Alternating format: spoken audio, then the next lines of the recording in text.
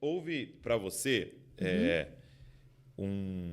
uma luta em relação à orfandade e como mentalidade?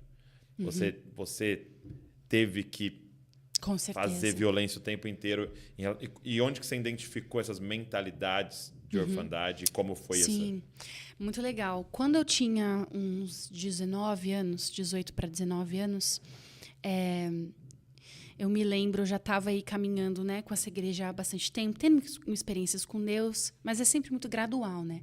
Nessa fase de 18, 19 anos, eu estava morando em Juiz de Fora, fazendo universidade lá. Eu passei na Federal de Juiz de Fora para letras. Letras. E aí é minha área. E eu me lembro, na minha igreja lá, veio visitar um pregador da Nova Zelândia. Ele era pouca coisa mais velho que eu, tinha 19, ele tinha uns 26, assim.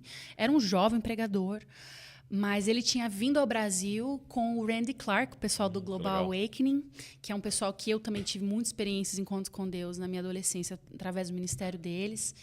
E ele foi e estava pregando na minha igreja. E ele começou a pregar a respeito da paternidade de Deus. E eu nunca tinha ouvido ser pregado daquela forma, assim. Gringão lá daquele jeito. Nós amamos um gringo, não é verdade? E o bom é que o gringo ele traz uma outra, né, uma outra vertente, uma outra experiência que ele teve. Visão, né? E ele estava vindo desse lugar, da sua própria experiência, do questão do encontro com o amor de Deus, e a questão o espírito órfão e a espírito de filiação. E aí ele fez aquela pregação assim muito bem explicada. Eu sempre fui muito mais, como eu disse também, analítica, e as pregações que não são tão didáticas, para mim, meu estilo nunca foi esse. Okay. Então, às vezes, eu tinha dificuldade de encontrar, inclusive, esse estilo. E o legal, né, quando geralmente vem uma coisa mais didática, Deus usa, para mim, abrir o meu coração. Porque eu via uma pessoa que comunicava de uma maneira expositiva, e aquilo abriu meu coração.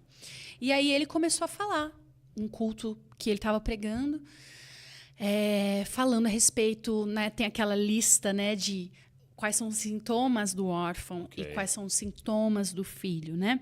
Ele começou a pregar a respeito disso. Você lembra de algumas assim? Com certeza, vou te dar. E começou a falar a respeito do encontro com o amor de Deus. Era bem naquela fase que How He Loves. He loves us, oh how. Tava indo por todo o canto aquele vídeo. É do John Mark Macmillan, mas foi o Jesus Future que Kim Walker, exatamente, que ela gravou. E esse pregador, esse amigo, se tornou um amigo, hoje é um amigo da Nova Zelândia. O nome dele é Hamish. Ele bebia muito dessa fonte Bethel, que na época eu não sabia. Eu tinha 19 anos de idade, isso foi... Na verdade, eu tinha uns 18 anos de idade, isso foi 15 anos atrás. Então, não conhecia nada. E aí, quando ele começou a apresentar essa palavra, eu comecei a... E aí ele começa a falar, né? Porque o órfão, como ele opera dessa mentalidade de não ser amado, ele desenvolve sintomas e mecanismos de defesa para sobreviver num ambiente não amoroso. Então, o órfão, ele tem dificuldade de demonstrar vulnerabilidade, ele se compara, tem comparação, tem um sentimento de inferioridade, tem um sentimento de amargura, ele tem dificuldade de liberar perdão. Então, tinha várias dessas características, assim. E aí, ele foi pregando e ele foi falando, mas um filho, quando você entende, recebe sua identidade, que não é por esforço, que não é por merecimento, mas a paternidade de Deus, no amor dele, você não caminha mais essas coisas, né? É uma obra que ele faz, é o amor dele em nós. E aí ele falou assim, se você, no final, explicou tudo, depois no final ele falou, se você identifica alguns desses sintomas, eu quero te chamar aqui na frente para você ter um encontro com o amor de Deus, que era a parada que tava rolando o How He Loves, que era que a Kim Walker na ministração ela fala, né? Você vai ter um encontro com o amor de Deus e você nunca mais vai ser o mesmo.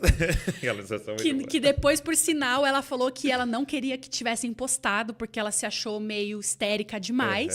E olha como Deus faz, né? Olha que loucura. Deus sempre usa. É engraçado, por isso que isso aqui é um parêntese, tá? Por isso que nós da adoração, nós precisamos ser inteiros naquilo que a gente faz e não nos preocuparmos com a aparência do que a gente faz. Muito bom. Fecha parênteses. Isso aí trouxe todo um movimento de encontro com o amor de Deus a nível mundial. Sim. E eu fui alcançada. Ele chamou lá na frente para você ter um encontro com o amor de Deus. Para você viver, deixa o amor de Deus lavar você e, enfim, teve esse apelo para ir na frente. Quando eu pensei, eu falei assim, gente, eu tenho todos os sintomas. Gabaritei nesses sintomas de orfandade aqui. Desesperador, assim, mas ao mesmo tempo tão esclarecedor, assim, porque é horrível você viver no engano, né?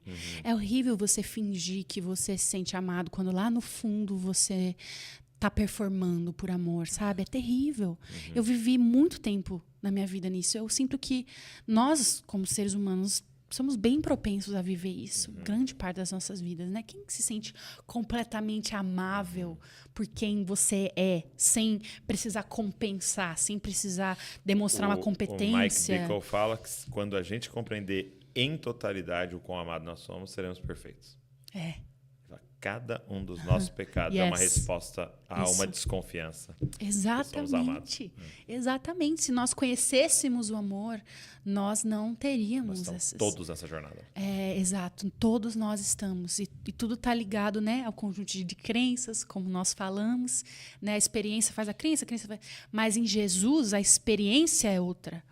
Por isso que eu acredito em experiências com o amor de Deus. Eu acredito na palavra, crer no que está escrito, mas acredito na palavra viva, que gera uma verdade experienciada dentro de nós, né?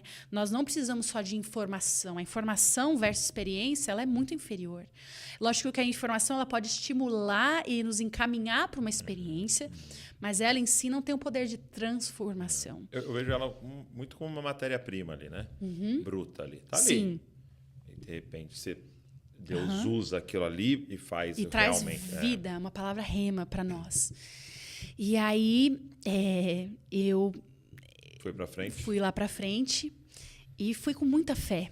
E eu tinha vivido também numa experiência recente um tipo de resistência num relacionamento com uma pessoa de autoridade. Eu estava me sentindo muito ferida. Era uma figura... Eu já não tinha tido a figura paterna. E aí, eu tinha vivido... Na minha época, era o meu sogro.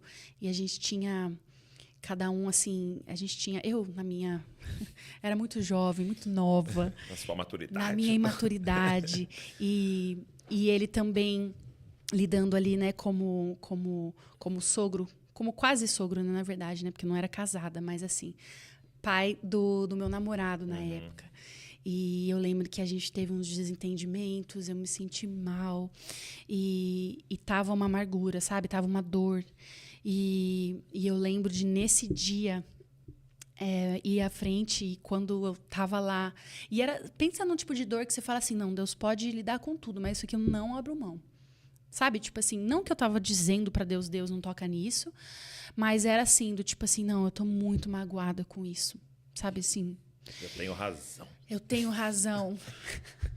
E aí eu lembro da presença de Deus vir assim, muito, muito.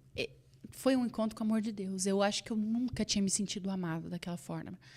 Sentido amada. Sabe que não é aquela coisa condicional, não é aquela coisa mais, se você criticar, assim, eu senti, assim, o peso do amor de Deus. E uma das primeiras coisas que eu fiz foi liberar perdão.